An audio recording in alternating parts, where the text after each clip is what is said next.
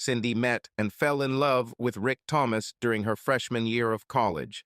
He was funny, energetic, and made her laugh like no other. He came up with funny ways to surprise her and always seemed to know the best way to show that he cared about her. Sometimes they would simply take long walks on Sunday afternoons or sneak into one of the empty campus buildings where they would sit and talk for hours. He was handsome and kind, which was a rare combination in college. Her parents loved him, and at first sight his whole family was in love with her too. Rick's sister, Katie, once said half-jokingly, "If he ever breaks up with you, we will definitely miss him."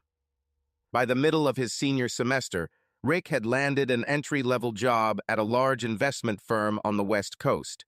Cindy received her degree in education and began looking for teaching jobs in the District Orange, near where Rick works in Anaheim. The local school district hired her to teach 7th grade math. To celebrate their new job together, Rick took her to a celebratory dinner in San Clemente overlooking the Pacific Ocean. Right before dessert, he got down on one knee and asked for her hand in marriage.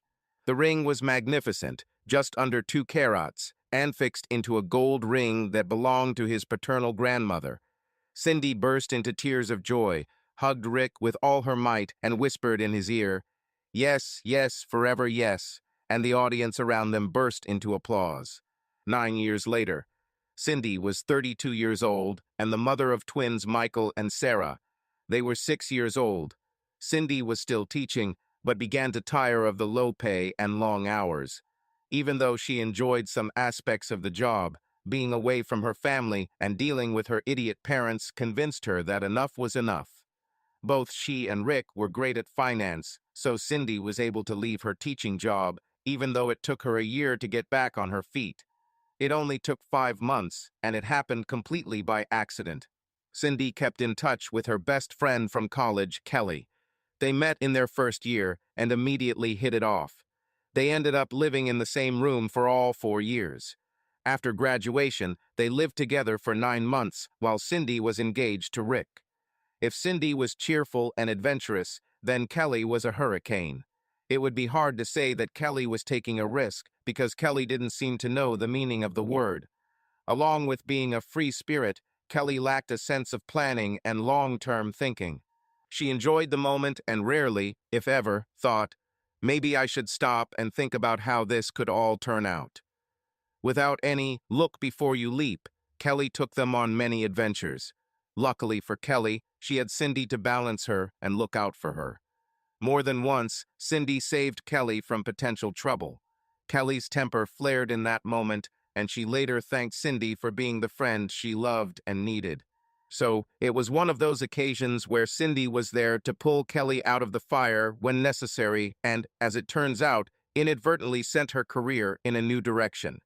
It was late January when Kelly called Cindy and asked her to be her couple for the wedding that would take place in 3 weeks. Kelly's boss got married, and she was invited to the celebrations. She was eager to have fun and see what adventures might follow, but she grew emotionally and realized that it would be better if she had her friend by her side. "This will be so much fun, Cindy," Kelly said, pleading with her friend. "Lots of wine, dancing, and a bunch of cute young professionals. I'm married, with a twin sister." That's what Cindy calls Kelly. "Who's this so much fun for?" "Oh, don't be a prude," Kelly retorted. "Let your gorgeous blonde hair down a little. A little fun away from Rick, and the kids might give you a boost. Rick gives me courage." "Thank you, sis. How about I take it with me?" "Sorry, friend, but the invitation says guest, not guests," Kelly replied, wondering why her friend couldn't act a little more cheekily from time to time. Cindy ended their conversation by promising to talk to Rick and call her back. Later that evening, after the children had gone to bed, Cindy discussed the topic with her husband. His answer didn't surprise her. "You better go and look after her, Cinderella. That's his pet nickname for her. I'm sure it will be fun. Maybe you could swing by Frog's Leap and buy us a box of their goodies." When she asked about the children, Rick replied, "I've been wanting to see my mom and dad for a long time. It's been 4 months since our last visit, so I'm sure they will relish the opportunity to spend a long weekend with their grandchildren. Go take care of your friend and have a twin-free weekend. She wondered how she married such a good-natured and generous man. After about 10 minutes, she expressed her gratitude in a very loving manner. 3 weeks later, a somewhat upset Cindy sat at a table in one of Napa's finest wineries. She watched Kelly dance with one of the groom's friends, who was probably 8 years younger. While looking after her restless friend, Cindy chatted with one of the bride's cousins. They exchanged impressions of weddings and noted that this wedding started late and was generally disorganized. Sally, the cousin, casually remarked, "Someone could hit the jackpot if they were a great event coordinator." This got Cindy thinking, as she was also wondering how to get Kelly away from her 22-year-old dance partner, who clearly wanted to do something more than salsa. It took about 6 months of preparation, but Cindy finally started her new career with her own event planning business, We Plan, You Celebrate. She was an organizer by nature. Her lesson plans and classroom management were always impeccable, making the transition to weddings, homecomings, business meetings, and any other events seamless. She researched several good companies, learned everything she needed to know to find the right niche, and pursued her newfound passion with unflagging enthusiasm. 2 years later, she has excelled in hosting small weddings, especially on the scenic California coast. It was then that she met Bennett Davis. Bennett owned 3 luxury boutique hotels, each ideal for weddings. San Diego, Santa Barbara, and the Monterey Peninsula each had one of his properties, and he performed well. He worked hard and had an incredible staff of employees, whom he paid well and from whom he demanded excellence. He used everything he had, and truth be told, this was true when he was 26 years old to buy a rundown 90-year-old mansion in Santa Barbara. He had enough money and courage to open it on time and at minimal cost. For the first 2 years, he worked more than 100 hours, 7 days a week. He almost failed simply because word of mouth, even if it complimented it, spread painfully slowly. However, by the 3rd year he broke even, and by the 4th year he began to make a profit. 3 years later it opened in San Diego, and 2 years later the Monterey Gem became a reality. After 14 years, he was still serious about his business. He worked long and hard, but was also known to enjoy a good time, especially if it included fine wines, dancing, and socializing with the opposite sex. Davis was, according to women who knew him well, a confirmed bachelor, not an asshole. He treated people fairly, even when he made it clear to potential fans that is not looking for a long-term relationship. At 40, he was comfortable in his own skin and very happy with the life he had built for himself. So, about 16 months before Cindy's meltdown, Davis Bennett and his human resources director, Lori Templeton, were strolling through the Los Angeles Convention Center on South Figueroa, attending a meeting of hospitality industry service providers. At the end of the third island, having not yet found anything truly interesting, they came across Cindy Thomas and her exhibition, We Plan, You Pay. Bennett later confided in Cindy that he was impressed by her performance, but what caught his attention was her bright blue eyes, which hinted at a deeply mischievous nature. She later confided only to him that when she noticed him, she very, very subtly sensed that he was gorgeous, but not like a jerk. They started a conversation that lasted 45 minutes. It was professional, but the connection was instantaneous. He asked tough questions. What was her record? Who were the key people on her staff? How did she interact with the property management team? What was her worst event and why? The best and why? How did she determine overhead and profit? He also managed to ask a few casual but slightly personal questions. What's your favorite wine? Can you dance in a way that makes it worth it? Beach or mountains? He noticed her engagement ring, but simply enjoyed the friendly banter while he decided if she was the kind of person he wanted to do business with. For her part, she answered his questions with enthusiasm. She could tell he knew his stuff, but didn't seem to take himself too seriously. She also liked his more personal approach. Pinot Noir, only from the Willamette Valley, and preferably 2014. In particular, evening land lassos from the hills of Iola Amity. I can dance the waltz if necessary, but the Carlton, twist, and tango are my favorites, but only with my husband. In winter mountains. In summer, any quiet beach. She smiled as she answered, but decided not to ask any questions about him. Lori Templeton took it all with a wry smile. She knew when her boss was genuinely interested in someone. He was very polite and friendly to everyone he met, but he had a habit of leaning in a little when he really wanted to interest the other person. When they finished the conversation and exchanged all the necessary information, Bennett said, "Mrs. Templeton and I are going to have dinner at Fogo de Chao in a couple of hours. Would you like to join us?"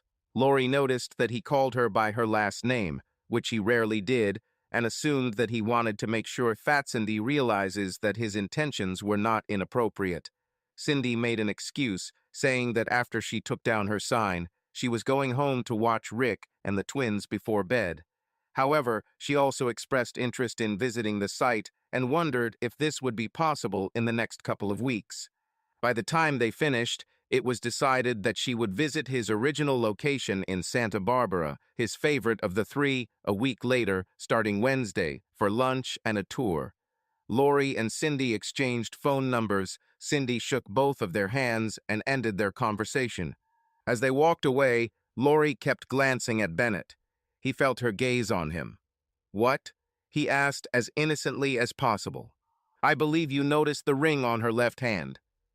"Well, a guy can flirt from time to time, can't he?" he answered, pretending to be offended. She didn't even look at him, but answered knowingly, "Oh, so that's what it was." Cindy's trip to the site couldn't have gone better. She arranged to meet Bennett and Lori for lunch. It was only 200 kilometers from their home in Orange County, but Cindy allowed herself 4 hours for the trip. She made it in less than 3 hours, so she had some time to explore the old mission, which was less than 15 minutes away. Always careful to watch the time, she arrived at 11:45. The parking attendant opened the door for her, smiled warmly, and said, "Welcome to the Winfield Scott Hotel, Mrs. Thomas." She was encouraged that the owners might actually be as nice as they claimed. As she walked up the short staircase into the hotel lobby, she looked up to see Bennett Davis, dressed in perfectly pressed khakis and a crisp navy blue MJ Bale shirt. His moccasins and belt were made of high-quality Italian leather. His clothes further emphasized his handsome features. The dark blue color brought out his dark hair and even darker brown eyes. Cindy rarely paid attention to men, with the exception of Rick. She wasn't prude or naive, she just had a man who she thought was great, so most others didn't compare to him. Bennett was on the same level in terms of looks, perhaps even a notch higher, and it took her by surprise. She also noted that Lori was not with him. "I'm so glad you could come, Cindy. I'm excited to show you this place and think about how great it would be for both of us to collaborate," Bennett exclaimed, extending his hand in greeting. "Thank you, Bennett. At first glance, this place seems wonderful," Cindy replied, shaking his hand with a warm smile. Neither of them may have realized it yet, but the connection they felt when they met in Los Angeles was genuine. They both respected hard work and success. Neither of them were pretentious or cared about people who were complacent. They both strived to be the best they could be, and none of them caught my eye.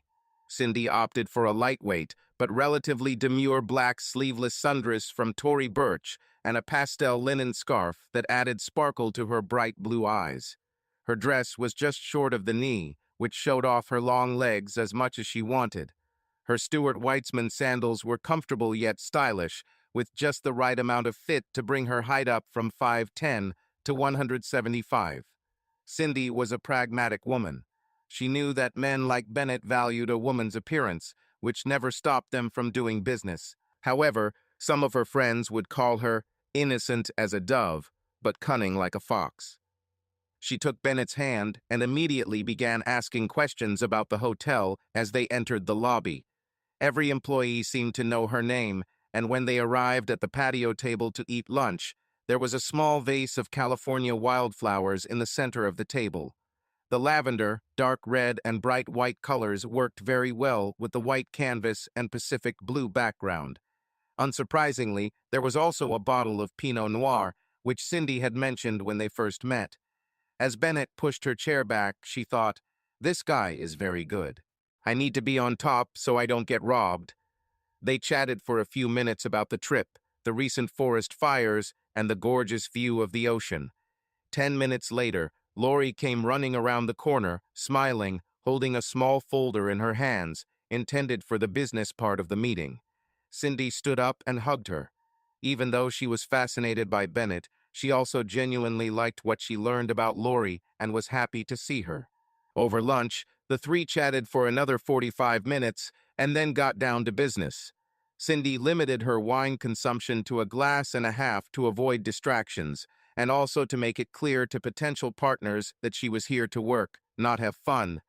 After lunch, Lori excused herself and Bennett spent the next hour giving her a tour of Winfield Scott.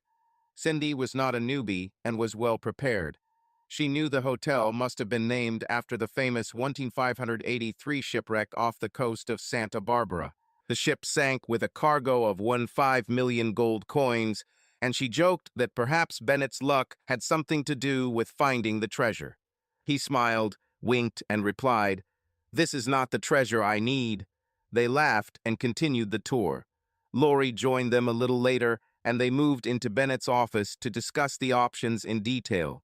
They came to several mutually beneficial agreements that Cindy would officiate weddings and family functions at Bennett's hotel, and everyone seemed pleased with the possibilities. Late in the evening, when their business was completed, Bennett drove Cindy's white Volkswagen Passat to the front door. Lori said goodbye, and they sat together for a while. Bennett shook her hand firmly, but also warmly, perhaps lingering a little longer than he should have, and said, "It was nice being with you today and getting to know you better. I know we could make a great business together, but I'm also excited to get to know you better as a person." Then he leaned over and kissed her politely on the cheek. Cindy smiled, thanked him for the wonderful day, and said she would contact Lori about a couple of weddings that she thought would be perfect for the venue. As she drove down the long driveway and left the hotel grounds, she experienced a strange sensation that took her by surprise. She realized that Bennett was a strong physical attraction to her. She shook her head as if trying to get rid of these thoughts. She was still daydreaming when she glanced in the rearview mirror before changing lanes. Out of the corner of her eye, she noticed a book in the back seat. It was one of Sarah's favorite books that she must have left in the car.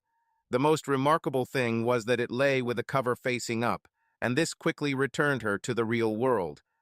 "Oh, girl," she thought, "you spend too much time with Kelly. You are not a 16-year-old sophomore, but you are a happily married woman. Get your head out of your ass." She was genuinely unhappy with herself. She was married to an amazing man and had two beautiful children. There was no room in her life for acting like a frivolous teenager, much less flirting with anyone other than Rick Thomas. After spending 20 minutes telling herself off, she turned on a podcast that discussed women's issues in business and began to distance herself.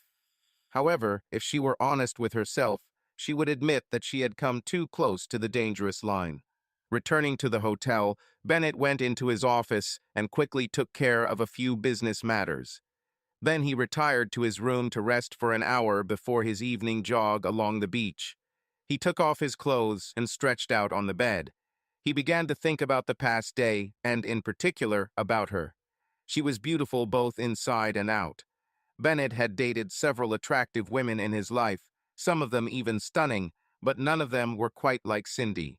Her eyes, her personality, her prominent legs, the way she walked, and most importantly, the view that greeted him when she left, all this was spinning in his head. She was married as hell, but she was amazing. At this very moment, Rick was at home with Michael and Sarah, preparing dinner.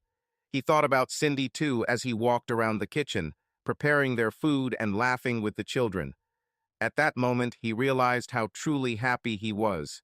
The table was set when Cindy arrived, and they enjoyed an hour of eating while Sarah told the story of how she found the neighbor's cat, Ralph, in their yard and played with him for a while before Mrs. Bowling came and took him home. She thought about getting them a pet. After 6 months and 4 of them were weddings at Winfield Scott, the border was crossed, although not without warning. It may have started with a casual touch on the arm or with Bennett placing his hand on the small of her back while holding the door for her. Perhaps it was because of the time they spent together, as Bennett made it a point to stop by Cindy's every time she was out and about. Be that as it may, Cindy never shied away from his gestures, compliments, and even slight flirting. Rick only went with her once to check out the venue, but that was early on, and Bennett was away on other business that day. Or so they were told. It was almost 1 in the morning. Cindy and Lori had just said goodbye to their very happy bride's parents after another extremely successful wedding. The cleanup crew was almost done when Cindy and Lori sat alone on the patio, enjoying a glass of fine Dom Perignon left over from the reception. Okay, technically they could accidentally take it out of the bar and put it in Lori's bag, which inadvertently ended up in the very back of the giant hotel refrigerator under a box of lettuce, but mistakes like that happen. I know it's late, Lori said, kicking off her shoes that were terribly pressing on her feet. But can we talk for a minute? Of course, Cindy replied, repeating her friend's idea and rubbing her toes. Anything specific? You know that I really enjoyed working with you, and I consider you my friend, right? Lori said with some trepidation in her voice. Cindy nodded in agreement, wondering where this would lead. And I don't think I have the right to interfere in other people's affairs without an invitation, but I need to tell you something, otherwise I'll feel like I've let you down. This is fine, Cindy did not answer, but nodded her head in agreement. You know he'll sleep with you if you let him, Lori said quietly. Cindy raised an eyebrow, but didn't answer, and she continued. I love you both madly, but the first day we met in Los Angeles, I realized that you were the kind of woman Bennett liked. Quite frankly, you are stunningly beautiful both inside and out. You're an attractive woman with an amazing head on your shoulders, and it drives him crazy. The only reason he doesn't get overly persistent is because he respects you and your marriage. I won't say that he would never destroy your marriage, because that's not true. He may not think that sleeping with you would be harmful if it remained a secret, but deep down he knows what tragic consequences it could lead to. One of the things that makes him so great in business is his ability to think 5 steps ahead, while other guys are still on the second step. So he's laying low and taking his time. But if he decides that's what you want, he won't hesitate to get you into bed. Cindy listened intently, although she had difficulty maintaining eye contact with Lori, whose gaze was not accusing or judgmental, but was not gentle either. Cindy, I don't see how you can sleep with Bennett and keep your life intact. He won't take you away from Rick and marry you. You don't get divorced with your husband. You won't leave the twins and sail off into the sunset. Bennett is not an asshole. He won't leave you, and in fact, whether you have sex or not, he'll probably remain your friend for life. He's head over heels in love with you and incredibly devoted to you.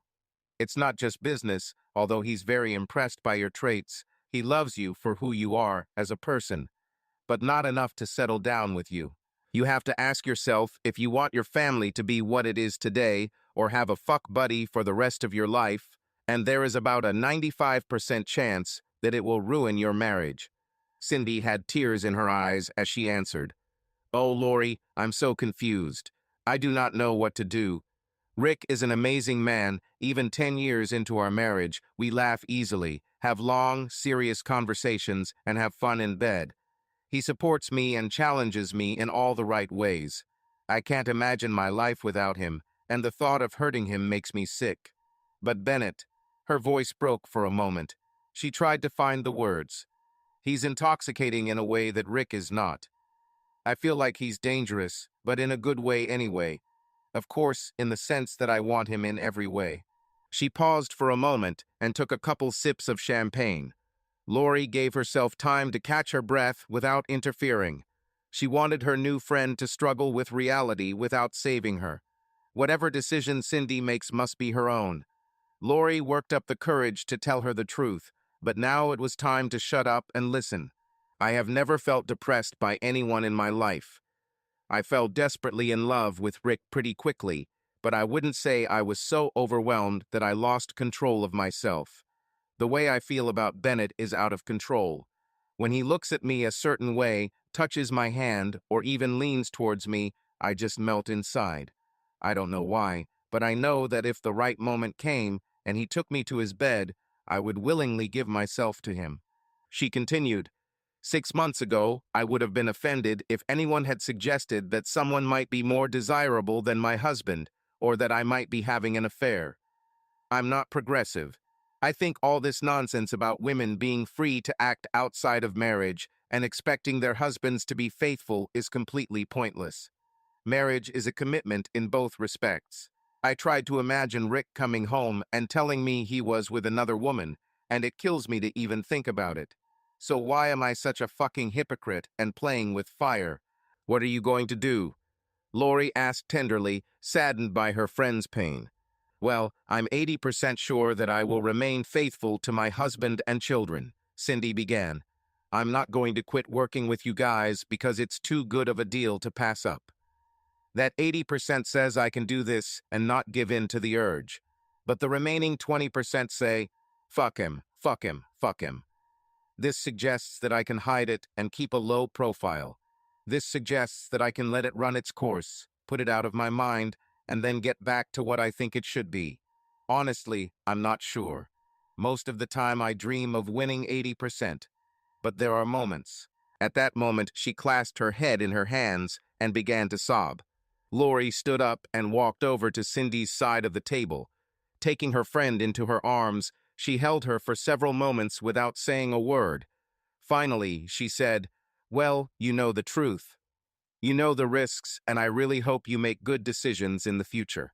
The next day, Lori walked into Bennett's office uninvited and with a grim expression on her face. She met her boss's gaze and held his gaze for a moment before speaking. If you sleep with her, I will quit and will never work for you again. And don't think you can hide this from me, boss. I've worked next to you almost every day for the past 7 years. I will find out, even if you hide it. I will find out. She turned without waiting for an answer, and leaving almost, but not quite, slammed the door behind her. Ultimately, it was the perfect storm. 3 weeks after Lori talked to Cindy and talked to Bennett, they had the rarest of circumstances. Heavy downpour during a thunderstorm that came out of the blue almost completely ruined an outdoor wedding. Everyone rushed to help move the house into the house, with Cindy and Laura shouting directions to the staff as they tried to get the bride and groom into the hotel lobby. 4 hours later, well after midnight, the only thing that had survived was that the reception was as good as it could be, and everyone had gone to their rooms to go to bed. Cindy and Bennett stood at the far end of the patio, in the shade, away from prying eyes. Bennett put his arm around Cindy's shoulders. He knew she was upset, even though she couldn't control the weather. She always strived for perfection, and that was one of the things that attracted him to her. As he lightly hugged her, looking out over the Pacific Ocean, he said, "You did your best, partner. You can't dictate to Mother Nature, and everyone had a great time despite the downpour. Heck, in a couple of years, they'll be talking about it around the Thanksgiving table, causing laughs for years to come." Cindy didn't move away. She let her head rest against his chest. It felt so good to be so close, to feel so safe. But 80% of Cindy began to lose the battle. She took a deep breath, as if giving up, said nothing, turned to hug Bennett and looked into his eyes. Before leaning down and kissing her, he said, "Think about it carefully. I'm not going to pressure you. You must want this as much as I do. If not, let's remain friends and business partners. We may always wonder, what if? But if it's not 100% true, we should stop right now." In the next moment, these 80% dissolved. A line had been crossed, and they both took a step that in a few months they would regret for the rest of their lives. 20% took over Cindy. They talked for the next 2 hours. How will they keep this a secret? What precautions will they take to prevent their date from becoming public? He was worried that she would feel guilty, and then it would all be over. She assured him that she knew how to deal with her emotions and wanted to be with him as often as possible without arousing suspicion. She kissed him goodnight and said that she would go home after sleeping for 3-4 hours. She wanted to rest before returning to her family. She actually wanted to sleep until noon, but she knew that would arouse suspicion. He promised to accompany her when she left. Cindy then quietly crept into her room, set her alarm, fell onto her bed, and fell asleep instantly. Bennett removed the sheets from the bed, washed them himself, made the bed, and was asleep before the morning crew arrived at 6:30 a.m. What could go wrong? On Sunday, she arrived home in the afternoon. Sarah and Michael heard her drive up, and she had barely gotten out of the car when they put their arms around her waist. They were almost 8 years old and already grown up. She hadn't been home since Friday afternoon, but they had flooded her with good news about the weekend. Yesterday, Dad took us to a big children's park, and we rode on a giant slide. Ralph came back, and Mrs. Bowling brought us cookies when she came to pick him up. Dad made us Mickey Mouse pancakes for breakfast and said that maybe next week we could go to Disneyland and go on the rides. Mommy, has your dad ever taken you on rides? The last question made her flinch slightly. The mention of Daddy and rides reminded her of the rough conversation she had exchanged with her lover just 12 hours ago. Yes, she thought, going to get her bag with her things. Because of yesterday's night walks, she had a slightly strange gait today. She mentally cringed when she saw Rick standing in the doorway, wiping his hands on a kitchen towel. He was wearing Adidas shorts and one of his cycling shirts. Damn it, she thought, he looks so good. What the hell am I doing? As she set the bag down and they hugged, she said, "Hey baby, it was a tough wedding. I'm so glad to be home in your arms. I hope the twins weren't too crazy. We always miss you, Cinderella, but I love spending time with the children on weekends. I'm so glad your business is thriving. I looked at the barometer when the storm was on the news, and I knew you had your hands full. Let me pour you a glass of wine and rub your feet. He loves children so much, he sacrifices himself so that I can do my job. Damn, that's not the right word, girl. Get a hold of yourself. Now wine and foot massage. I can't lose him or this family." Later, after the kids had gone to bed, they decided to drink wine and chat in the hot tub. Luckily for Cindy, Rick admitted that he was very tired. She feigned slight disappointment, but quickly admitted that she, too, had been beaten. She didn't explain the real reason, and he didn't ask because he didn't expect anything but fidelity from his wife. On Monday, Rick asked her if she was going out on Tuesday night. She quickly replied in the affirmative. Early Tuesday morning, while Cindy was still asleep, he got up and secretly packed some things for both of them. Before leaving for work, he left her a note. Dress for the date in a cute casual Cinderella style, a bright blue sundress that shows off your legs if you don't mind, and be ready by 4 p.m. Don't worry about the kids, everything is ready. At 4 o'clock sharp, they hugged the children and thanked Kelly, who had come into town and agreed to look after the children. Then they got into the car and drove away. Rick took her to the Ritz-Carlton Hotel overlooking Dana Point. Cindy was stunned when they pulled into the parking lot. "Is Kelly staying with us for the night?" "Yes. I didn't take a change of clothes with me." "Well, I hope you don't need too many clothes, but you do have a bag in the trunk." While you were bathing the children early in the morning, Kelly double-checked everything. "She may have changed what you'll wear to bed tonight. You let her get into my underwear drawer." "Yes. She mentioned it was evening wear for a boring housewife, but she found something hot pink that she thought would suit it. She also told me not to worry. She'll take you lingerie shopping this week." They walked along the beach for a long time and had a delicious dinner.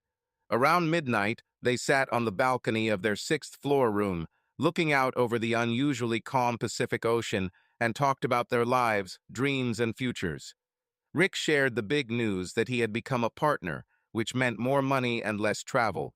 He even talked about the possibility of sometimes accompanying her on weekends to the wedding. It was dark, and they were both looking at the ocean, which meant he couldn't see her face.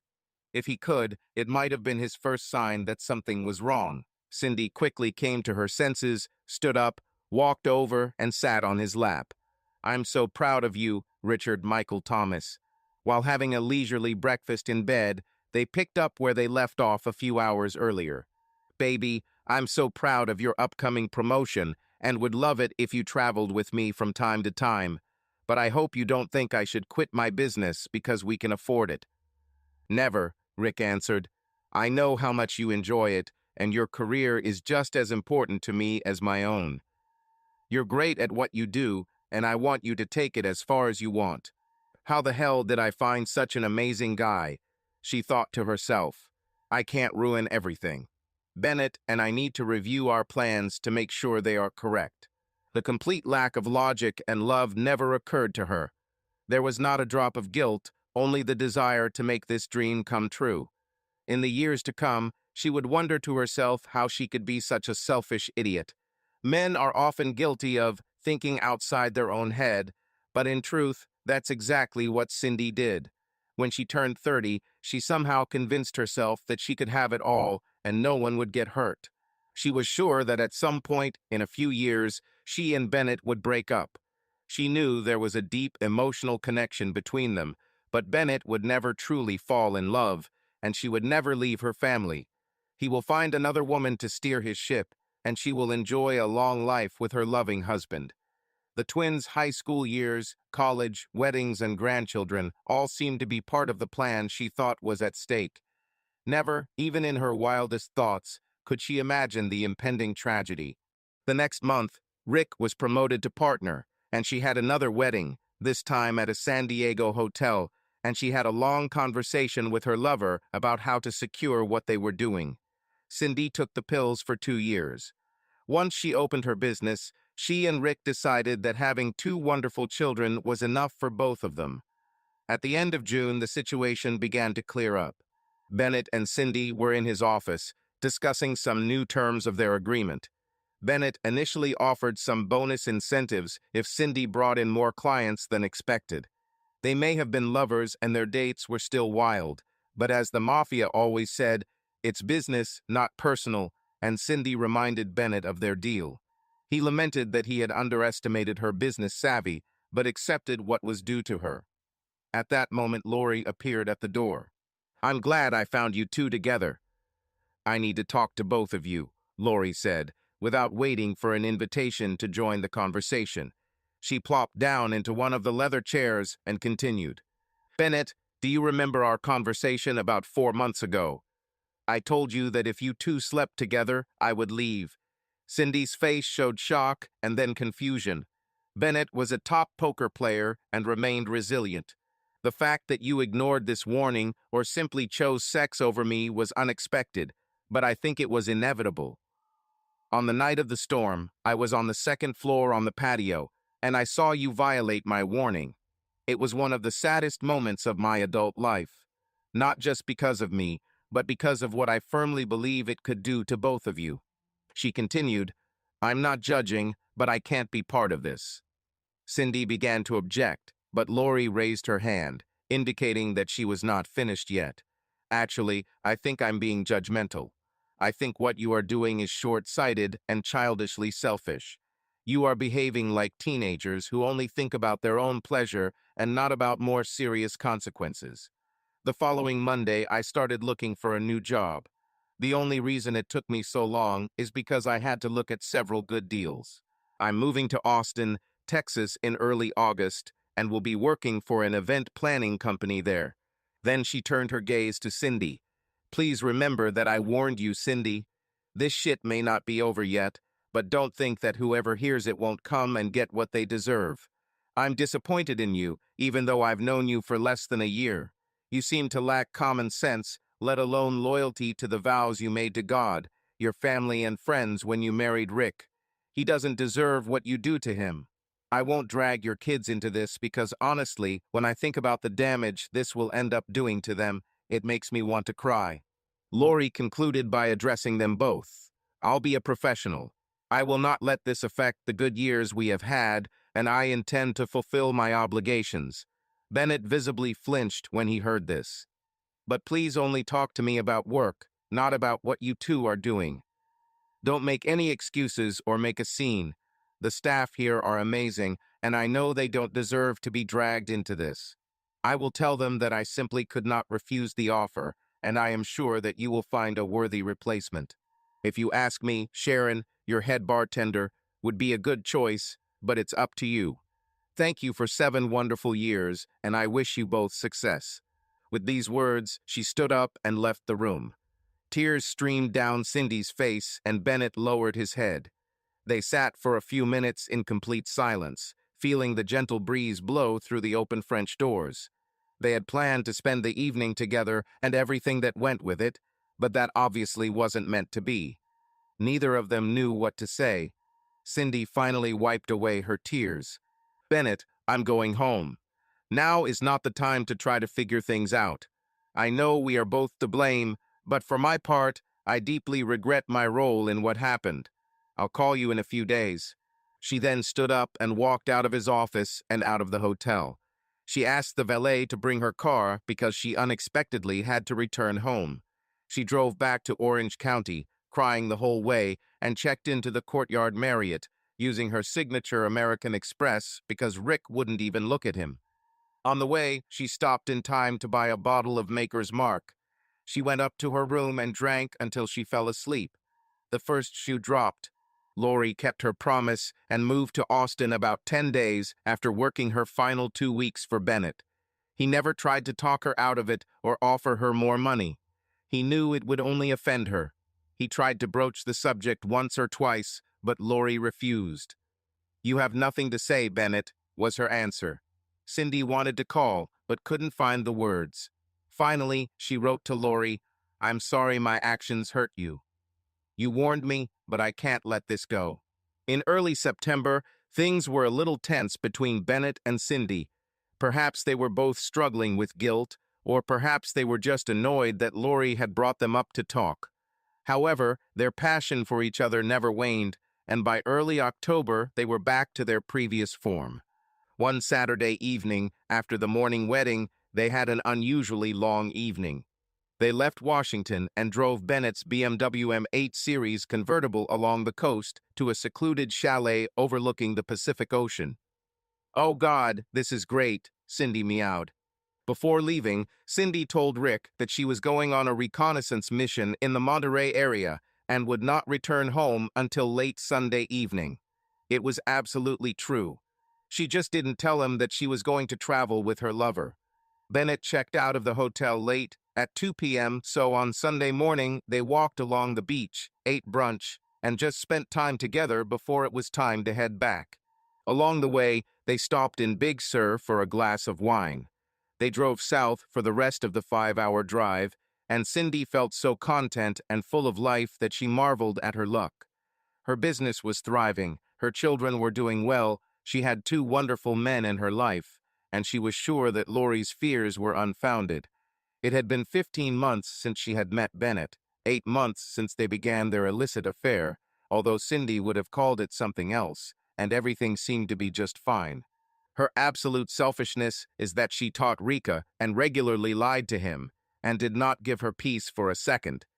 In fact, she was so out of touch with reality that she believed that her once-a-month whirlwind fling with Bennett was good for her as a wife. She was close to realizing how wrong she had been.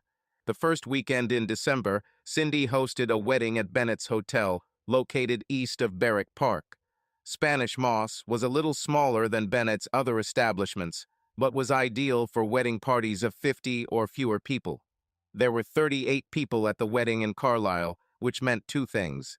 Cindy made this event very easy to organize, and not all of the hotel rooms were booked. If Bennett had looked at the reservation list, he would have noticed that a Mr. Thomas had booked a belladonna room with an ocean view, a large hot tub, and a king-size 4-poster bed. Mrs. Cass Thomas was not on the list. Mr. Thomas, a new partner in an investment firm, was planning to surprise his wife and spend the weekend with her. He took care of all the details, including fresh-cut flowers, Cindy's favorite wine perfectly chilled, and the best bubble bath oils. Rick didn't feel like he and his wife were growing apart, but he did feel like they had lost some sense of connection and intimacy. He naively chalked it up to long hours of work and raising children. He was about to find out how wrong he was. Since none of the local staff had ever met Rick, it was easy for him to wait until after the rehearsal dinner for Cindy to finish her work. He had spotted Bennett twice before, but he was out of sight and easily hidden. He thought about calling Bennett and letting him in on his plan, but he didn't know him very well and didn't want to risk him spilling the beans. An hour after dinner ended, when Cindy had not yet appeared in the hall, Rick decided to find her and give her a surprise. However, he did not find her either in the room where dinner was served or in the courtyard outside the establishment. He did hear voices around the corner, and one of the voices undoubtedly belonged to his wife. Perhaps she was discussing some details of tomorrow's wedding with one of the staff. A moment before he turned the corner, he heard his wife say in a passionate voice, "Not here, baby. Please, wait until we get back to your room." A second later, Rick turned the corner, not believing his ears, but was immediately confronted with the most terrible sight of his life. His loving wife stood in an embrace with another man. Cindy opened her eyes for a split second and screamed, "Rick, what it?" Bennett turned his head and immediately released Cindy from his embrace. He stepped back as if he saw the ghost of Christmas yet to come in his own tombstone. His gloomy face turned pale. Rick, for his part, realized all this and instantly realized that his life was over. He leaned against the wall, and tears instantly appeared in his eyes. He felt himself continue to fall to his knees as he began to realize what was happening. Cindy walked up to him as he stood bent over on all fours, shaking violently. "Rick, baby, please." "Oh, Rick, oh no, what have I done?" Too stunned to react quickly, Rick allowed Cindy to hug him for a moment, and they both began to sob. Bennett, for his part, took a few steps back, putting his hands behind his head, as if he had just run a long sprint and was trying to catch his breath. There was horror in his eyes. After a moment, Rick looked up at Cindy, who was holding his face in her hands. He said the only word that came to his mind. "Why?" Cindy began to answer, but as Rick gradually came to his senses, anger began to arise in him. "No, Cindy," he said, standing up abruptly and stepping back. She knelt and looked at him with pleading eyes, but could not utter a word.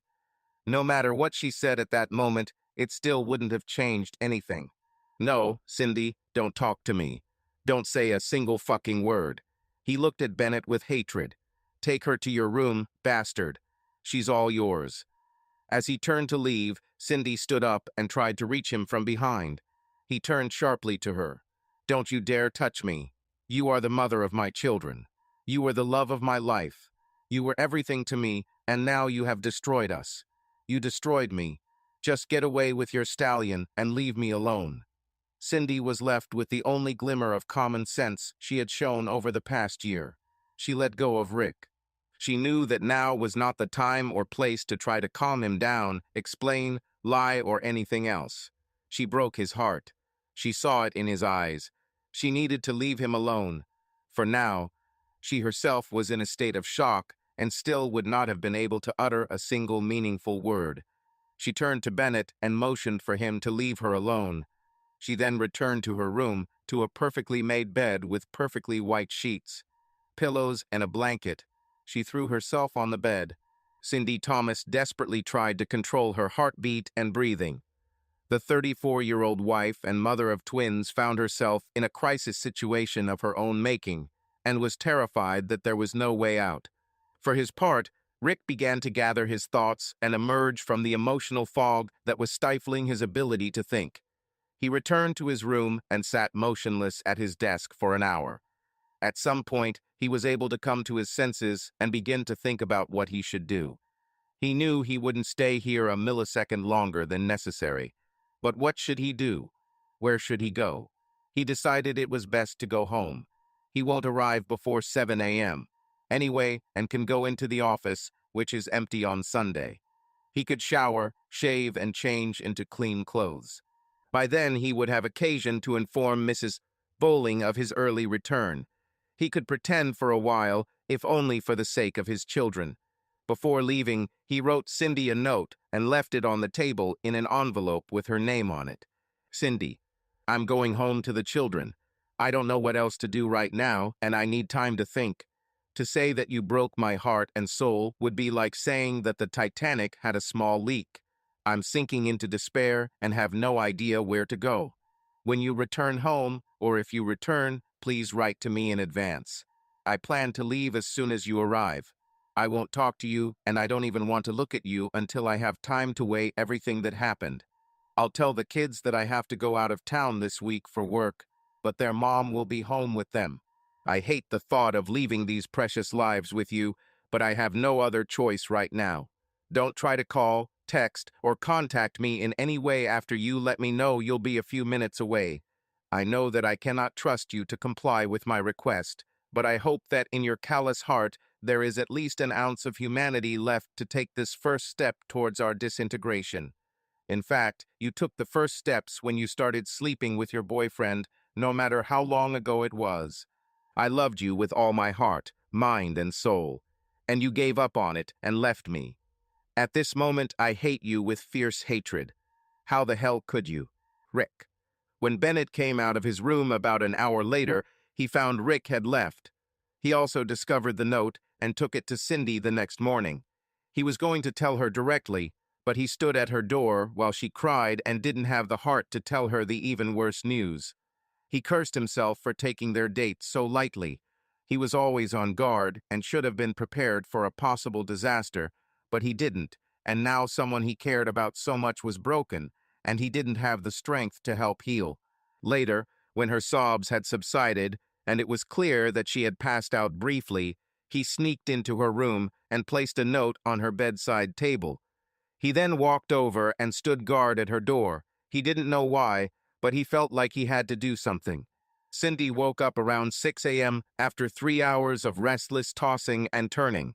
She had no intention of sleeping at all, but the emotional shock exhausted her. She got up, washed her face, and peed. She started crying again when she came out of the bathroom, and that's when she saw the note. Cindy prided herself on standing up for herself, her family, and her friends, but when she looked at the envelope, she was completely at a loss. She already knew that this would be bad, even terrible, and she also knew that she deserved the message that Rick had conveyed. Quietly, with tears in her eyes, she sat down on the bed, opened it, and read it. She collapsed on the floor again, sobbing uncontrollably. Bennett entered the room, knelt down next to her, and hugged her. She pressed herself close to him. Deep down, she wanted to blame him, to lash out at him for seducing her, but she knew that their relationship was a two-way street. She remembered the first time he had demanded that she agree to everything or he would stop immediately. She also remembered Laurie's warnings. No, Cindy understood that a lot had happened to her, including very bad things, but she was not a victim. She made her choice, and now she had to live with it. I'll go home as soon as I can pull myself together, Bennett. I don't know what will happen, but I have to accept the challenge. I know, Cindy. I wish things were different, but I know you well enough now to know that you won't run, hide, or blame your decisions on others. You are an amazing woman and friend. If I could accept it from you, I would, but I know I can't. Just know I'm always here. Thank you, Bennett. I sincerely hope this doesn't hurt you, but who knows? I'll probably call you with an update when I know how things are, but I think we should both be prepared for the possibility that we may never speak to each other again. He hugged her tightly, like a friend, not like a lover, and simply said, I know. Then he stood up and left the room, quietly closing the door behind him. He told the staff to move her car, but to leave her alone. She had a difficult family situation and was a little upset this morning. The new employees shook their heads affirmatively and went about their business. Veterans were not fools. They knew who Mr. Pine Thomas was and what happened. For the rest of the day, the entire hotel was in turmoil. When Cindy was 15 minutes from her house, she texted Rick. 5 minutes left. Could you leave when the kids are asleep and we can talk? It's my fault, but I hope everything gets better. Cinderella. Rick replied, I'm ready to go. The kids have had dinner. This is our last contact until I contact you again, Cindy. Please comply with my request. She began to cry again when she realized that the name Cinderella would most likely never pass his lips again. She was no longer his loving wife and best friend. She was his unfaithful wife who showed him the worst possible disrespect. In the arms of another man, what will happen to all of them? At the end of what had become the longest week of her life, Rick called. She answered after the first ring. Hello, Rick. I'm glad you called, she said in a kind and hopeful voice. He answered in an even voice. Cindy, I'll be home this afternoon around 5 p.m. I somehow managed to cope with work all week. He began to choke, but did not have time to pull himself together, and there was a painful pause. She was waiting. I will put on a poker face and try to be myself in the presence of children. I pray that I have the strength to hold on for 3 hours. Then I will go to sleep in the spare room and will not talk to you until tomorrow morning when the children wake up. I'll try to get up early so they don't notice how we settled down to sleep. Does it suit you? Yes, Rick, Cindy answered quietly. Whatever you think, it will be better. When do you think we can talk? She didn't want to push too hard, but even though she knew it was all her fault, she was dying to understand what was going on in his head. I agreed with Mrs. Bowling to babysit on Sunday afternoon. We can find a secluded corner in the park to sit and talk. I think it's best if we stay with the kids all day Saturday, since we're not sure how many more days we'll have with them, if any. His words, "if we ever do," hit her like an unexpected blow to the stomach. She almost vomited from the pain she heard in his voice. She had never heard anything like this from him before. He was always strong, even when things were difficult. On the other hand, it has never been so difficult. Betrayal was a cruel punishment. Okay, honey, that's all she said. Cindy, Rick answered in such an emotionless tone that it shook her to the core. Please don't ever talk to me so kindly again. I'm not cute or a baby, and you're certainly not my Cinderella. We're two adults having a terrible nightmare, and we can't wake up soon, if we ever wake up. Never again use words that purport to express love or affection for me. Please. He hung up without waiting for an answer. Cindy leaned back in her chair, her shoulders shaking with sobs. Somehow they made it through pizza and a movie on Friday night, and even laughed a little at Michael's story about why he thought the family should buy a dog. Saturday passed in the same spirit, pretending that everything was fine. A couple of times they thought Sarah sensed something was wrong, but they did their best to act like a loving couple in front of their children. The worst moment was when Michael called them out for a group hug while they were walking on the beach. The dead look Cindy saw in Rick's eyes almost broke her, even though his hug was tight and he lied about his true feelings. On Sunday morning, they ate pancakes and lounged around in their pajamas. Rick announced to the children that Mom and Dad were going out together and that Mrs. Bowling would be watching them in the afternoon. Sarah and Michael were not happy with the idea. They wanted to spend more time as a family, but their father was adamant, so they ran to their rooms to change for the rest of the day. When they reached the park, they walked for a while until they found a quiet, secluded place where there was a small picnic table. Rick sat down facing the park opposite Cindy. Just like always, she thought, he always wants to see the crowd around him, to know if any trouble is coming to him. I'd like you to start first, if you don't mind, Rick began. I'm afraid if I speak first, I won't be able to control my words. I promise I won't interrupt you, and I want you to say whatever you want. It's up to you to decide whether it will take 5 minutes or 50. It is important to me that you express your opinion. If this is acceptable, please feel free to start at any time that suits you. Cindy thought for a moment. It was like a negotiation, and in such an environment, she never wanted to talk first. However, she herself instigated this, so it would be right if Rick was allowed to carry on the conversation as he saw fit. Of course, Cindy replied, trying to sound supportive of his wishes. I'm not sure where to start, Rick. I've been thinking about what I would say since last Friday, but she didn't finish. She couldn't bring herself to remember that moment and the horror, pain, and utter despair that she saw in his eyes. You deserve the truth, and I will try to give it to you. I had a physical relationship with Bennett for almost 8 months.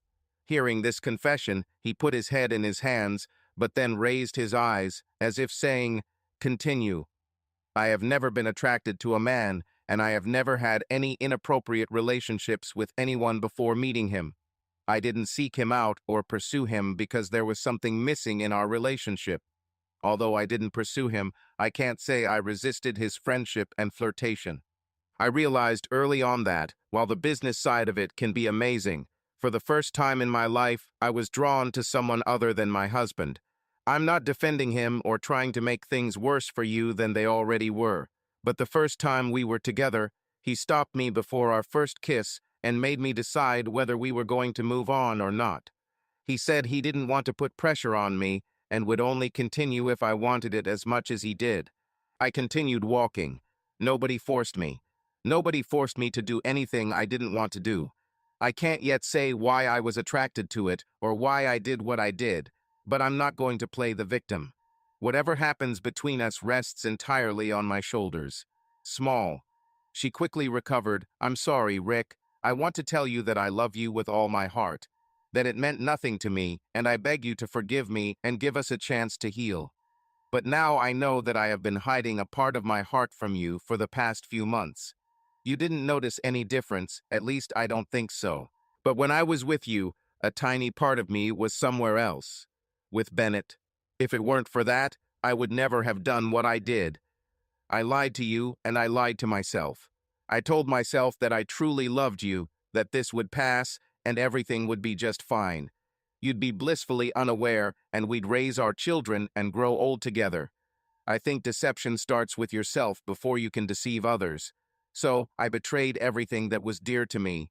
I had no idea how this would turn out or how it would affect our children, but I know that nothing good will come of it, even if our relationship can be saved.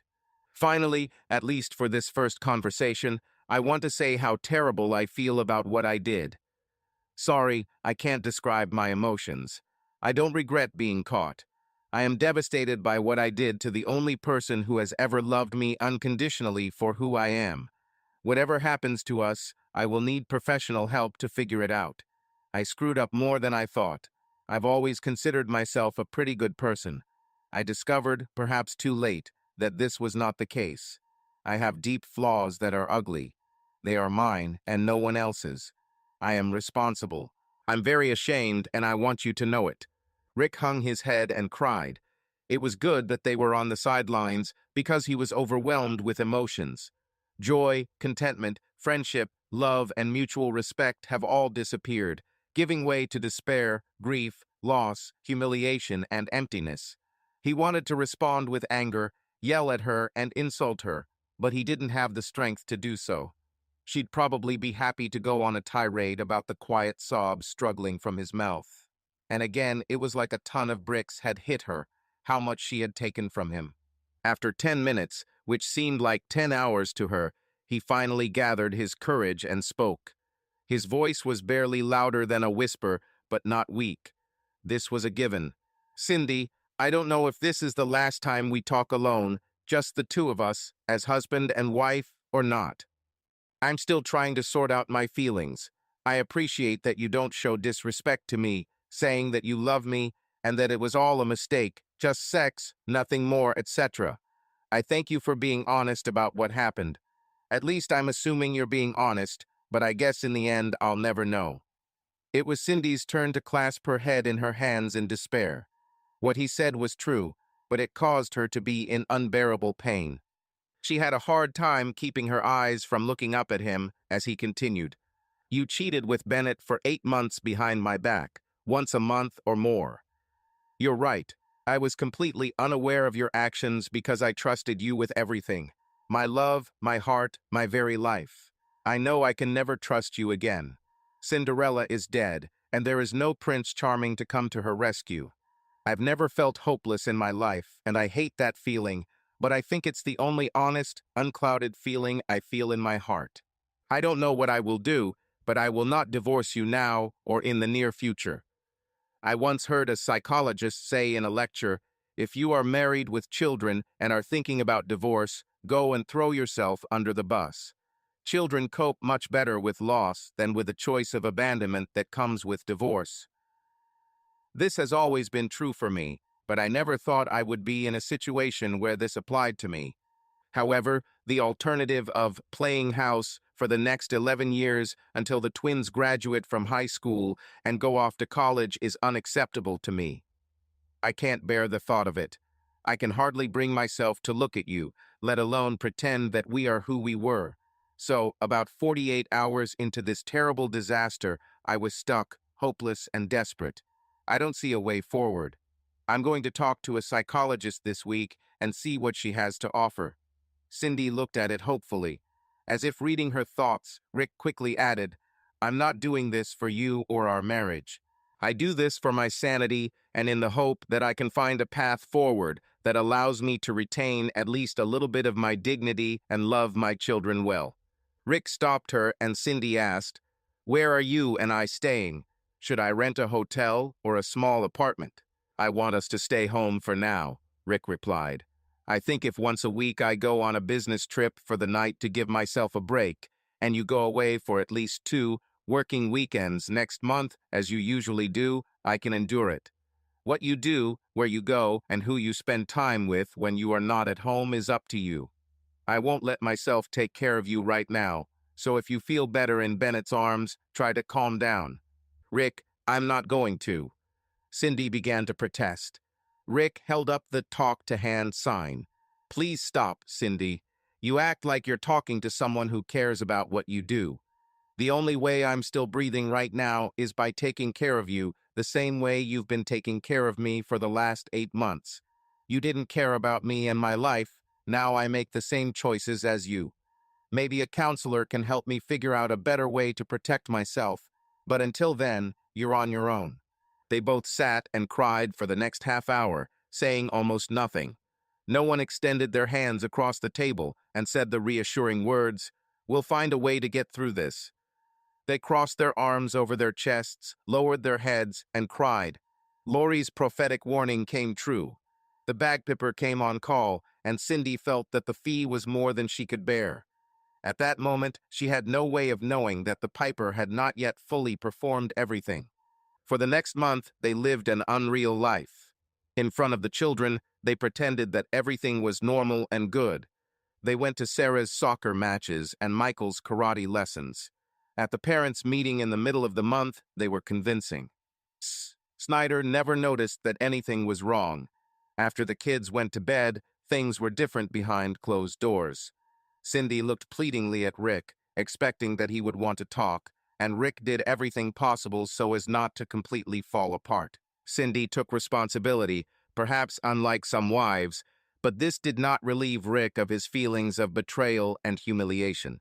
Every week, Rick told the kids he was going away on a business trip for the night. He left late in the evening and returned only for dinner the next day. He used this time to walk, think, and plan his future path. He knew that if he wanted to continue in the same spirit, he would have to meet with his psychologist for a long time. Rick became a partner in his firm because he was great at analytics. He could evaluate the advantages and disadvantages of investments better than anyone else. He was attentive to detail, and even the slightest opportunity or risk did not escape his attention. He now applied this thinking to his family life. Pros and cons of living with Cindy.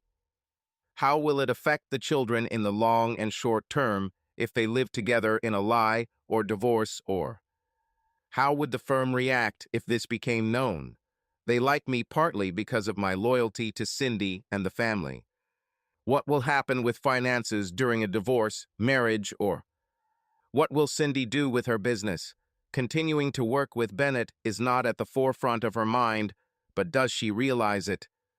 Is Cindy just regretting what happened, or does she want something different and better in her life? She was hurt when she got caught, but how will she cope with who she has become and what she's done? What options do I have? Is there anything else other than divorce or staying together? It was this last question that finally caught Rick's attention as the best possible path. There was a third option. It was radical and would have been incredibly difficult to implement, but it might have been the best solution for all concerned, even him. So, on the third night of his business trip away from home, Rick sat on the hotel patio Marriott courtyard, where he was hiding. He began to look at his decision from all sides and angles.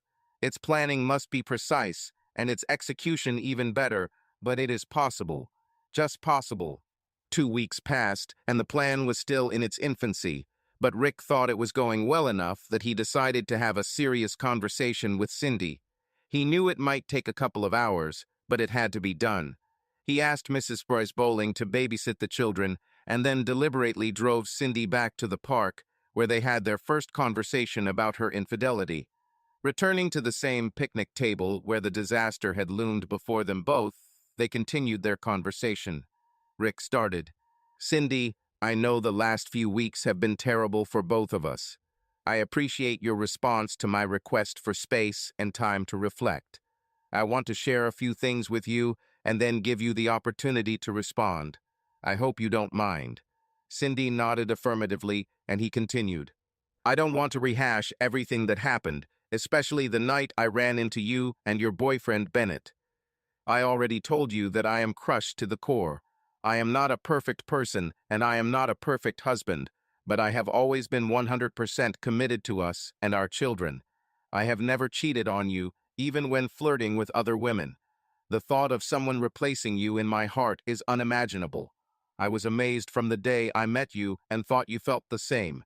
We were together, and we didn't need anyone else. I just always assumed we'd grow old together.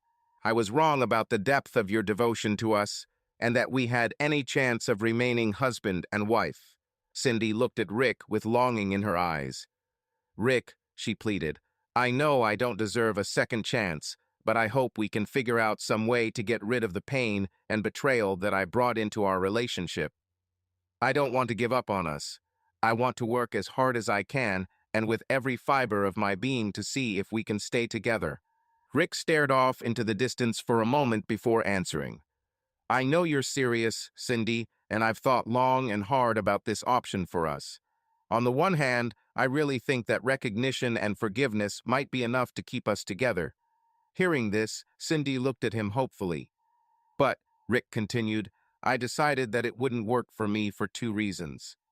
First, while I'm sure we could achieve forgiveness, I don't see a way to restore trust. Truth be told, if you told me the sky was blue and the grass was green, I wouldn't have believed you. Never again will you leave our door for work, and I will not suspect that you are going to meet your lover or your new lover. Never again will I be able to live with you without doubting your loyalty.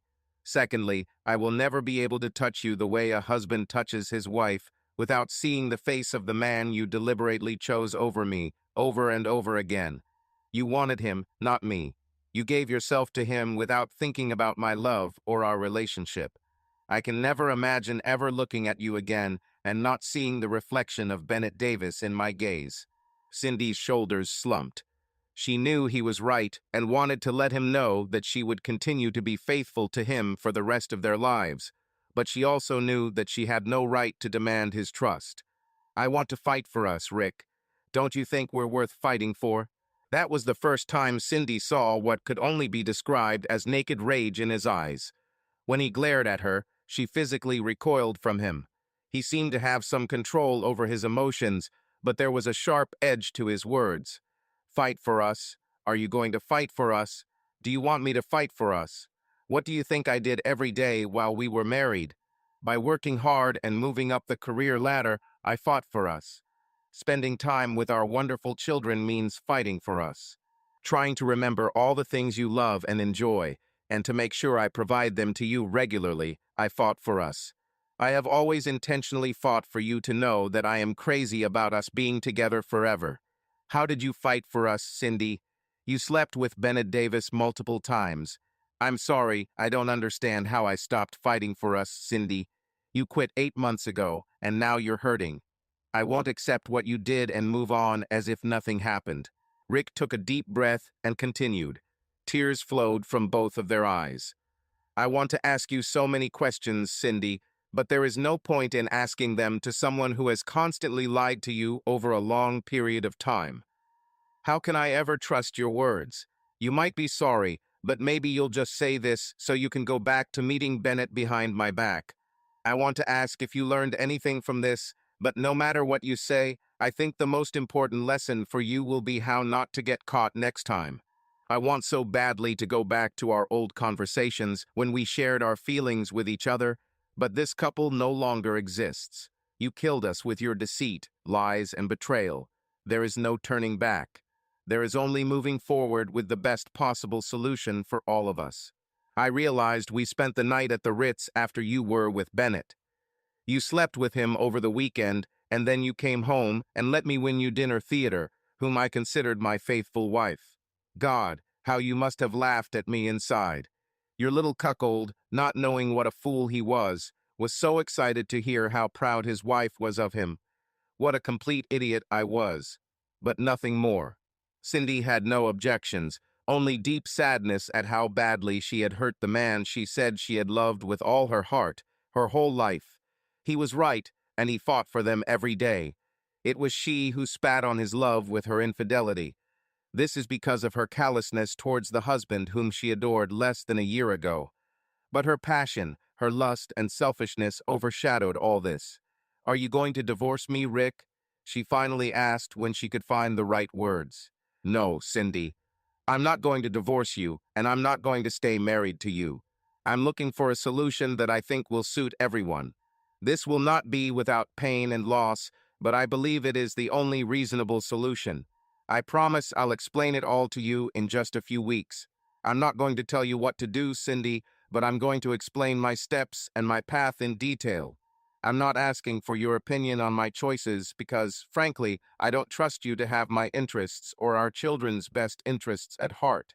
Once you understand my decisions, you will be able to make your own. I will not try to control you in any way." "But how will I know if you don't share it with me now?" Cindy asked, genuinely confused by the direction the conversation was taking. She wanted so badly to reach out and hug him, and for him to hug her, but it seemed like that would never happen again. Rick looked her straight in the eyes with deathly calm, an almost painful sense of resignation to fate, and answered, "You will find out." They talked for a few more minutes. Cindy gently pushed him toward Rick's vague explanation, but he didn't budge. He was sure she would understand when the time came. "A few months ago, my friend and colleague Lori warned me that if we danced to his bagpipes, sooner or later a bagpiper would appear and demand payment. I think she was right." Rick was surprised to hear that Lori knew what was happening and how she tried to warn Cindy and Bennett. This only hurt him more. "You mean that before you slept with Bennett, you were warned and you didn't stop? Didn't you come to me to tell me about your struggle? Did you just carry on?" Tears were now flowing abundantly from his eyes. Her husband was crying. Cindy burst into tears again and dropped her head into her hands, sobbing uncontrollably. Rick stirred, and she thought maybe he was coming to hug her. "Please, God, let him come and hug me," she prayed in the depths of her soul. Instead, he stood in front of her, crossing his arms over his chest. When she looked up at him, he said, "The bagpiper will come soon and demand at least partial payment. Maybe someday the time will come for full payment." 2 weeks and 4 days later, Rick left for his weekly business trip, where he could be alone and deal with his pain. He hugged and kissed his children goodbye, and Cindy thought he looked a little sadder than he had the last couple of days. It's probably hard for him to say goodbye even for 24 hours, she thought. Cindy began to sleep better at night because she took melatonin, which helped her fight insomnia. Rick suggested that she let the children spend the night with Mrs. Bowling and her cat. She became almost an aunt to the children. Rick suggested that after a couple of glasses of wine, she would be able to get a good night's sleep.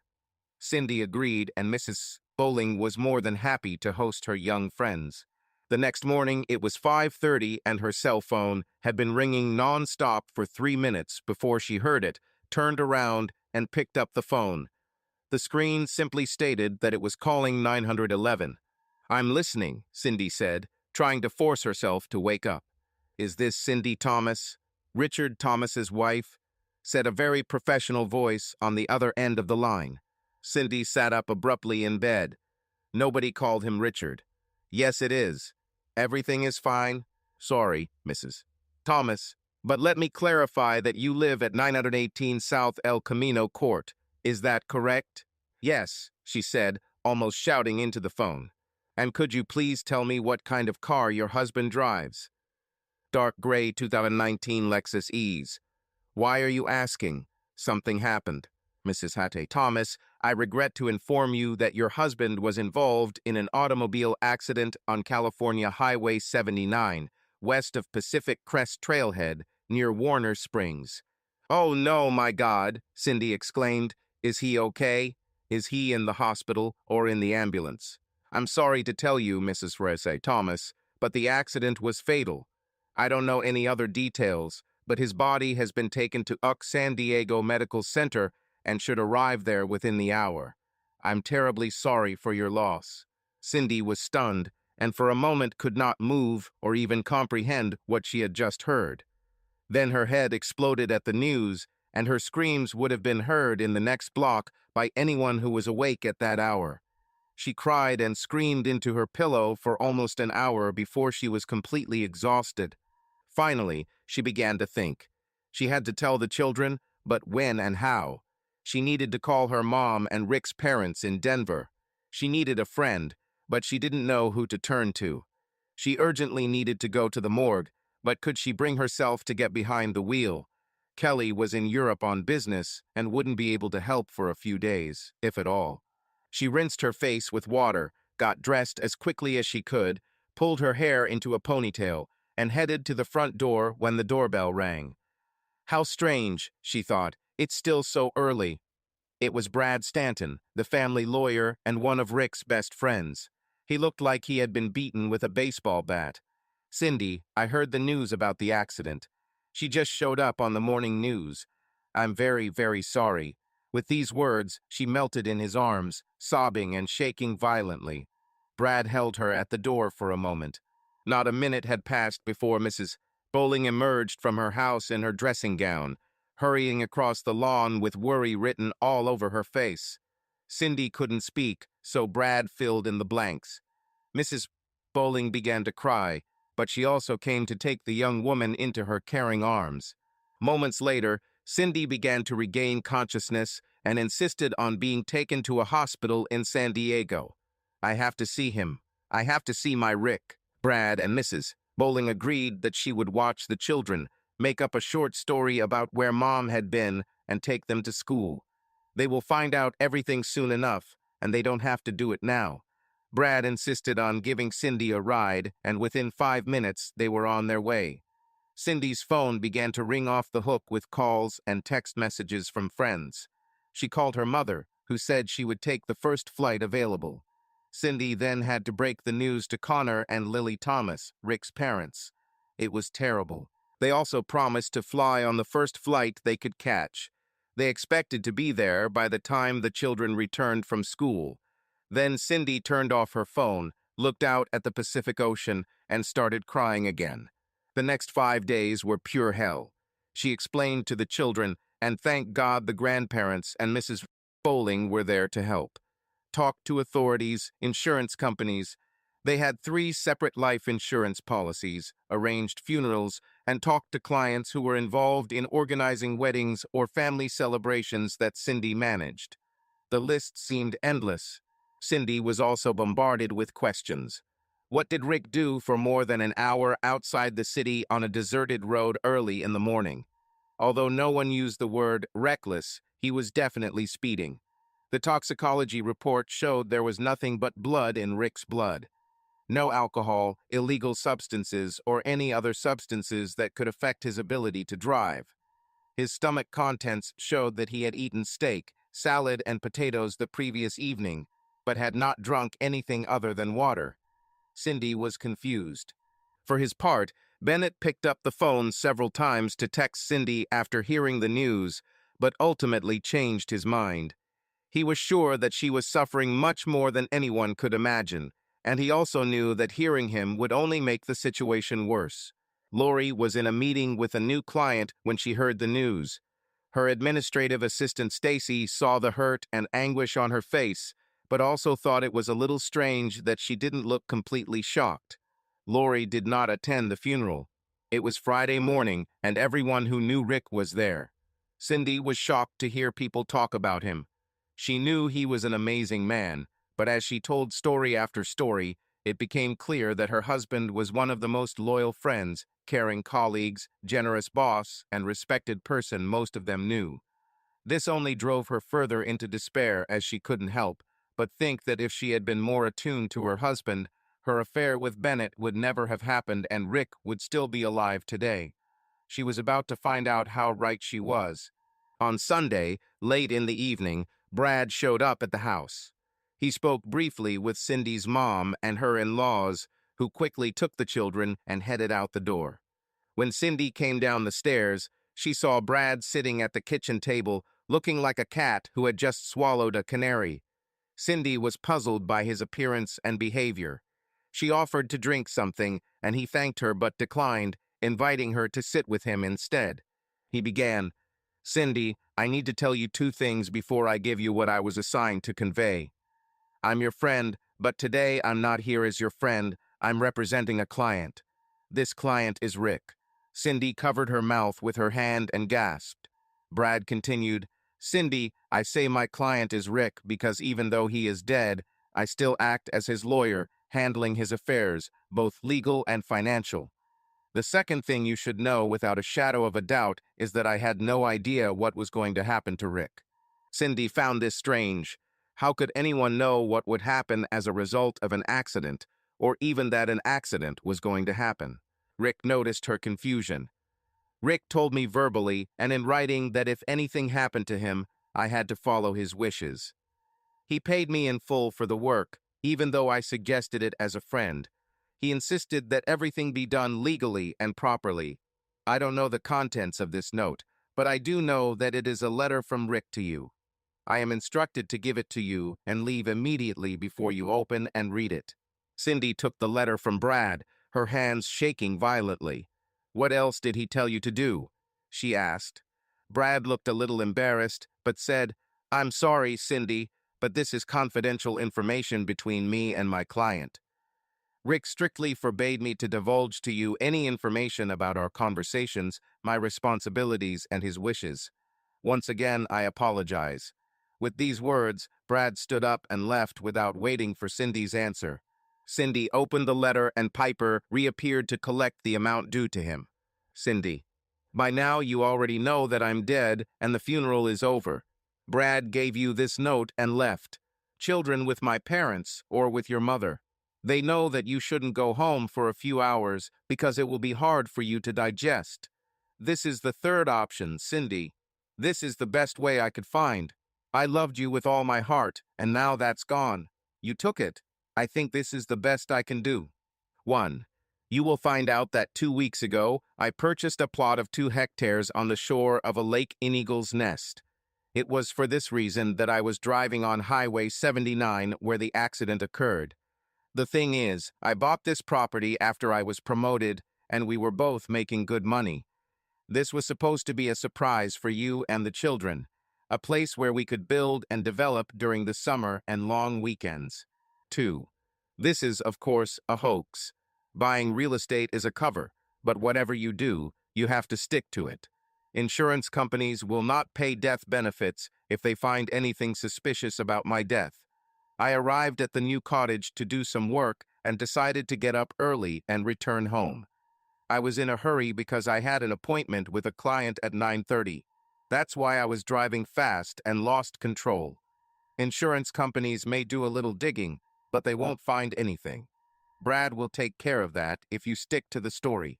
3. Regarding insurance, I have changed my will in the last few weeks. 90% of my money, approximately $3,000, will go to a trust fund for the children. They will be able to get everything they need to pay for college, as well as graduate school if they want. They will receive the rest on their 30th birthday, split $5,050. Again, Brad will take care of these details when the time comes. I'm leaving you 10%, or about $300,000 to tide you over until you start working again in about a month. I wouldn't leave you anything if my conscience allowed me, but I understand that you have to take care of the children while pretending to grieve for me so that it will be enough. 4. Regarding our beautiful children, some time ago I told you about the advice of a psychologist that it is easier for children to die than to get divorced. I did some thorough research and found several studies that support this. That's why I couldn't divorce you, Cindy. I couldn't do this to my children. I think someday they will find out the truth about everything, and then maybe they will hate me. I hope they don't, but if they do, I hope there is someone who will explain to them how unfair life can be sometimes. I am grateful that now and for the foreseeable future they can grieve their loss and not carry the burden of rejection that comes with divorce. 5. I can't advise you what else to do with your life. I'm guessing you can go back to Bennett, but perhaps there is someone else who has piqued your interest. Whatever you do, please this time think about the children first and do what is best for them. They'll be leaving home in 9-10 years, so maybe you could keep your lovers away until then. 6. Finally, I want to ask you for one small favor. When you are finished with this note, burn it until there are no ashes left. If insurance companies discover this, it will ruin our children's financial future. Read this a couple more times, but please, if I ever meant anything to you, burn this note. But don't worry, maybe you'll hear from me again someday. Rick. Cindy cried like she had never cried before. She fell to the floor, sobbing and wailing, screaming Rick's name. She was crushed by the consequences of her affair and feared it was more than she could bear. After about an hour, she finally found the strength to sit down and reread the note 2 more times. Then she went to the fireplace and burned it until all that was left was a handful of ashes. The bagpiper really came to the call. Or so it seemed to her. 12 years have passed since that fateful day when Rick Thomas died on California Highway 79. In truth, he died the moment he saw his wife in the arms of another man, betraying him, betraying them, their children, and their future. Everything else was just details of how and when. Cindy never remarried and always kept Rick's secret about his death. She did as he wanted and spent $300,000 caring for their family during her mourning period. More than a year passed before she returned to work.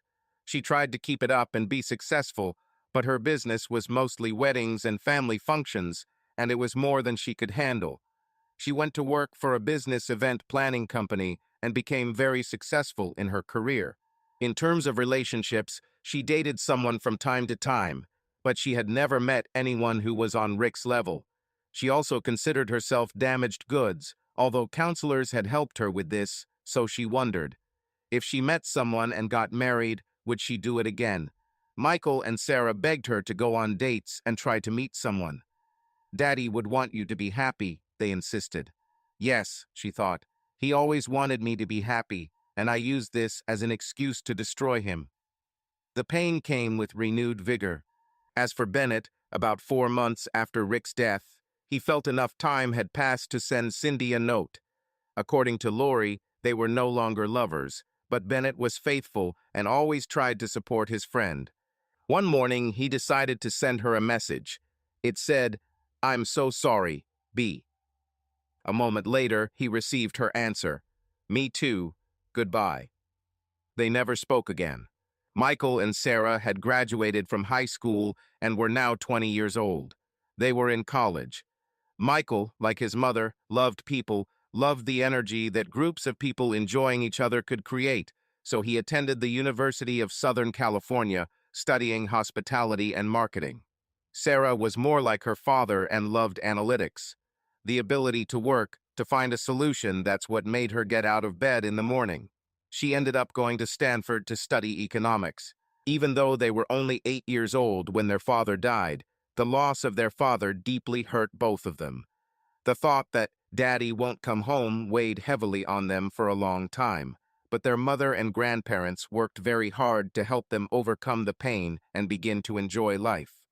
Each of them, in their own way, decided that part of their motivation in life would be to honor their father's memory. On a warm spring morning, Cindy sat at her desk in her apartment. She was drinking hot black coffee while reviewing a new contract for an executive planning retreat when her doorbell rang. When she opened the door, she was greeted by Brad Stanton. "Brad, it's been a few months," Cindy said with a smile, reaching out to hug him. "I am so glad to see you." Brad hugged her back in a friendly way, but a little stiffly. "Thank you, Cindy. Can I come in and talk to you for a minute?" Cindy noted that there was something formal in his voice.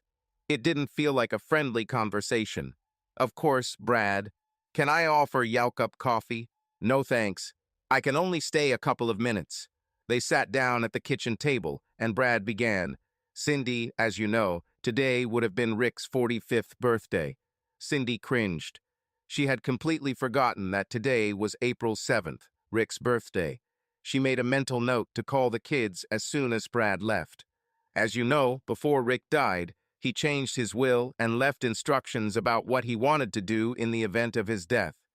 Cindy, I'll be honest with you and say that I knew something was wrong. He felt bad, but he didn't tell me what was wrong. As his friend, I pressed him. As his lawyer, I was obliged to follow his instructions. He never let me understand what was going on. Until today. Cindy's eyes widened in surprise and confusion. What do you mean, Brad? Cindy, before he died, Rick wrote me a long note that he never gave. This morning, at exactly 6 a.m., there was a loud knock on my door. When I opened it, it was a courier with an envelope addressed to me. I didn't recognize the return address. It was some post office box in Austin, Texas. I was a little angry that I was disturbed so early, but my curiosity was at its peak. I returned to my office and opened the envelope. Inside was a letter from Rick. It was typed and ran to 12 single-spaced pages. Attached to the letter was a short note, handwritten by someone named Lori. Cindy began to tremble as the pain and memories began to return in full. Brad continued. The note simply said, "Please read carefully and follow the instructions. L." Then I started reading Rick's note. The first line was so typical of Rick. "Hey, buddy, get your ass out of bed. I need you to help me finish some unfinished business. Yes, I know it's 6 a.m. I told them at 6 sharp and paid a little extra to make sure they could rely." I won't go into detail about the rest of the note, Cindy, except to say that Rick shared everything with me. The whole 9 yards is in the details. He fell silent for a moment, letting her realize this. He noticed that tears appeared in her eyes. I have no idea how you could do this to such a wonderful guy like Rick. With the guy who gave you all his love and devotion to the last drop. With the guy who ultimately gave his life to you. Brad stood up and finished his work, handing Cindy a white letter-sized envelope with her name written on it. He said, "Cindy, I never want to talk to you again. I will stay in touch with Michael and Sarah because they are my best friend's children. If I see you at a social event, I will be polite, for his and their sake, not for yours. But don't ever try to contact me in any way. Do you understand me?" Cindy could barely say a word, but she looked at Brad and said, "Yes, I understand." With these words, he turned and left, but as he left, she heard him mutter, "Damn selfish cheater." The envelope lay on the table, as if inviting Cindy to open it. She recognized the handwriting. It was Rick's handwriting. It took her a few minutes to gather the courage to open it, but eventually she did. Cindy, 12 years have passed since the events that led us to this morning took place. In my last note to you, I mentioned that perhaps you would hear from me again someday. Perhaps someday the children will find out what happened to us and to them. Well, today is that day. 1. When I found out that Lori tried to talk you out of cheating with Bennett and you ignored her advice, I decided to ask her for help. She is the only person on the planet who knows about my intentions. She begged me not to go through with it. She even said that I could pick up the kids and come stay with her in Austin. Imagine, this is a woman with real character. I wish I had met her before I saw you. In any case, when I refused, she agreed to comply with my wishes. 2. My first request was that she keep this letter until today, until my 45th birthday. At this point, she was supposed to give Brad this letter along with another letter for him at exactly 6 a.m. In her note, Lori asked him to read my letter to him and then give the letter to you. I had a backup plan to get this note to you no matter what, but I hope that Brad and Lori are in good health and can help me complete my work. 3. This morning, both Michael and Sarah received a similar note from me, which describes everything that happened 12 years ago. I didn't leave anything out. Since they are adults, I believe they have the right to know the truth. The whole truth. The statute of limitations for insurance fraud in California is 4 years, so their inheritance is completely safe.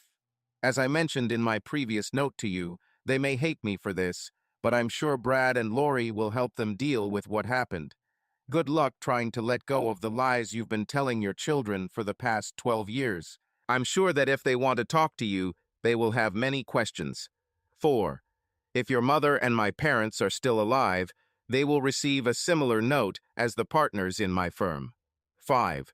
As for Bennett, there will be a full-page article in the Santa Barbara News Press today detailing his antics with you. It explains in detail how you two planned and organized amazing wedding events while you cheated on me and he slept with a married woman. The article ends with a strong call for people to take their weddings elsewhere. I probably won't be able to destroy him, but I really hope it will make his life miserable for a while. Maybe you two can get together, if you haven't already, and spend time together to ease the pain. By the way, you are mentioned separately in the article, so some friends and colleagues may also have questions for you. 6. Cindy, almost 13 years ago, I thought we were so happy with each other as only any couple can be happy. All this turned out to be a lie, a tragic lie.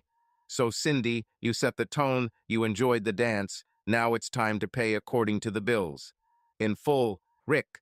Moments after Cindy read Rick's note, her phone started ringing off the hook.